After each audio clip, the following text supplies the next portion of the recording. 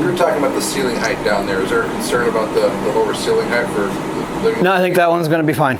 It's going to be borderline, but I think it's fine. Only for you. Right. Already bumped my head once. Oh, did you bump your head down there? Not here. Oh, okay. The other day. But I would do it down there too, I'm sure. Oh, yeah. Well, and that's why they have those height requirements for living space. So what is the height requirement? Does it vary by city or? No, it's a pretty standard. Okay. 7 feet is the rule. Okay. But they give you a variation down to 6'8", 6'8". So what they want, but you can't have anything less than 6'4".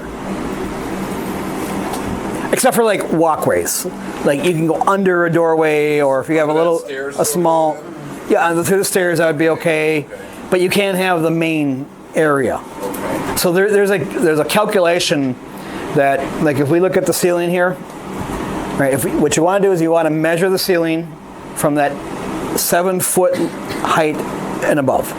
Like, and that goes for like if you have those vaulted ceilings in those 1.5 story houses. You say, okay, where does the 7 foot number come in? Like for me, 7 feet is the tip of my fingers. So I know, I go like here, let's just say we had an angled wall. I'd say, okay, from here is 7 feet, and then over to here is 7 feet. I measure that distance, and then that has to be more than 50% of the distance of the floor. Okay.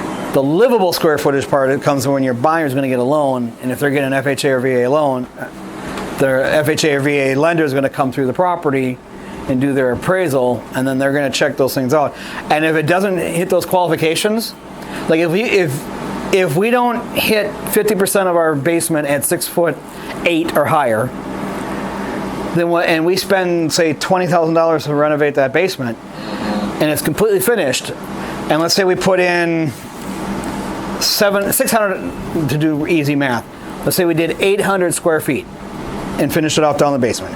2 bedrooms, a bathroom, maybe a small family room, and that ended up being 800 total finished square feet.